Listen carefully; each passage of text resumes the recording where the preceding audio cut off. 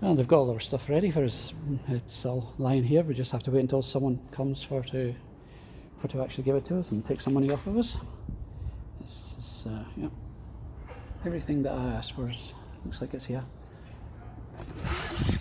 The MPPT looks a lot bigger as I thought it would be. Never mind. Hi guys, sorry about the noise. I've just got a few wee jobs I want to do. Obviously I'm changing over my battery bank. I'm changing over to lithium, and I have to change my battery storage to suit two lithium batteries and a lead acid for a starting battery for my engine.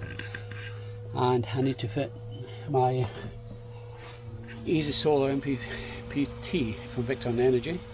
Okay guys, I've got this out of the packaging and just looking through a little bit of it, the instructions, and I measured it and it's actually 75 centimeters long. That end panel is only just 74.5, pushing 75 from the top to the bottom. To fit it in, I won't have 10 centimeters top nor bottom. So reading through the manual, it actually says the product is suitable for all mounting. Plants can be mounted horizontally as well as vertically. Vertical mounting is preferable. The vertical position offers optimum cooling. Right, now my second thought is I might just mount it on this panel here. I think that would work better. I put the batteries back in the locker. I've got a new framework. I'm going to box them in properly. Well, that's gel, 100 amp gel on the front. That's the starting battery.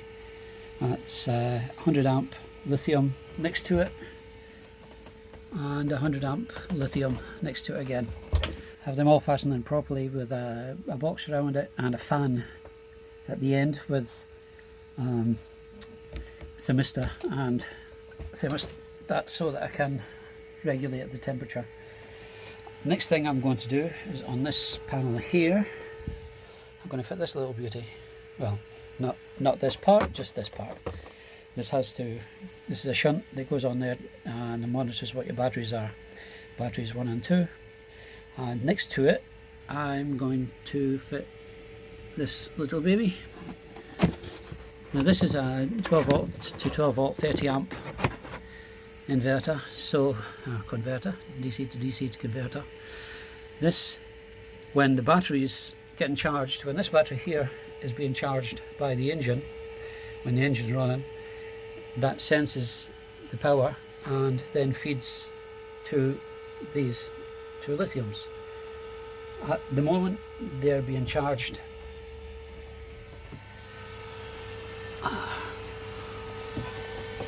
by my MPPT, which is run on power at the moment. I don't have any solar panels connected up to it.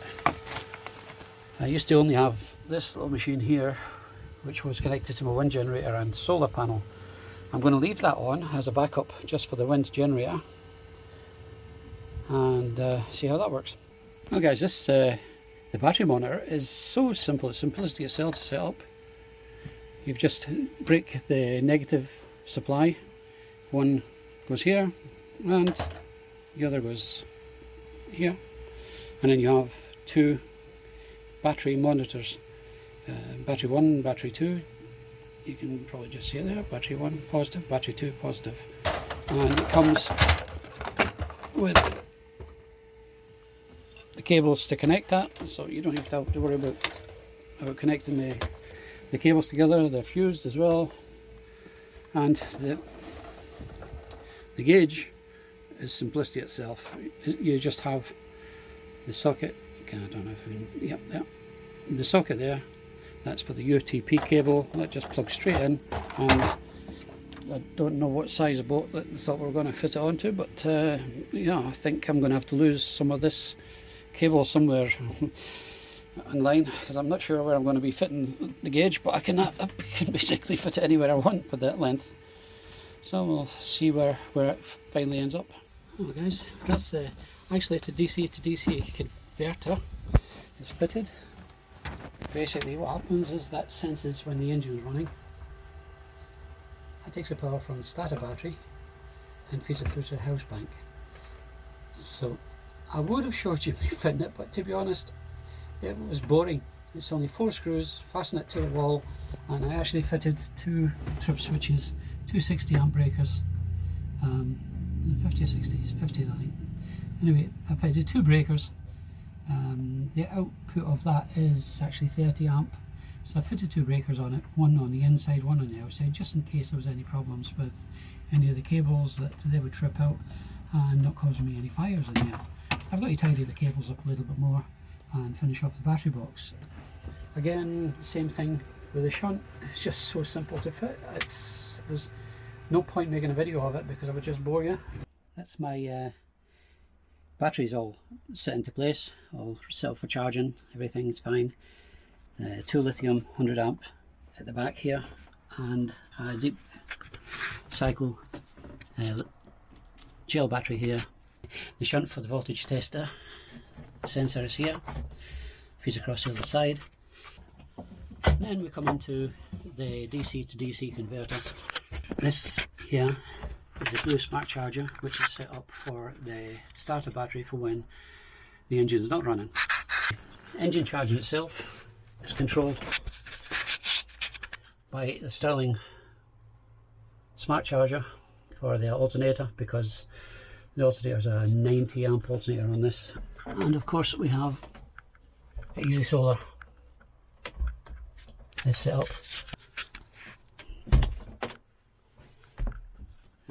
I've boxed all the batteries in, made a special box, and also put a fan in the back which will work with a thermostat.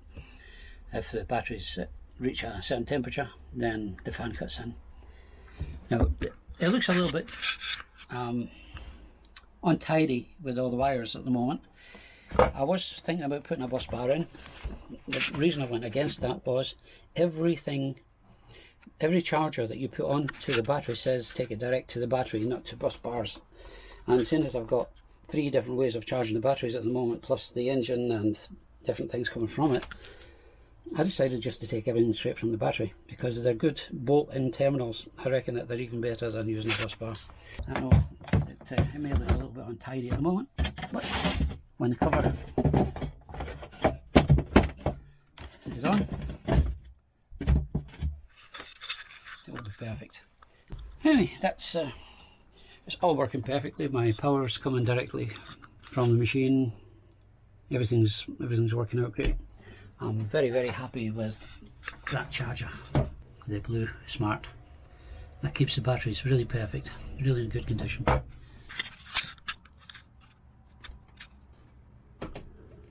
It connects beautiful to Bluetooth, and you can go through all your different settings. It even tells you what that's the isn't a starter battery. That one is auxiliary, so because I've got it set to monitor the house batteries. And that's house batteries. Now I've got so much more than I ever had with my lead acid, using 30%. I've got a wind generator. Oh, you can't see it. I've got a wind generator on the back, and I'm going to have solar panels connected to this, so I should have plenty of power to run my fridge. Anything I need.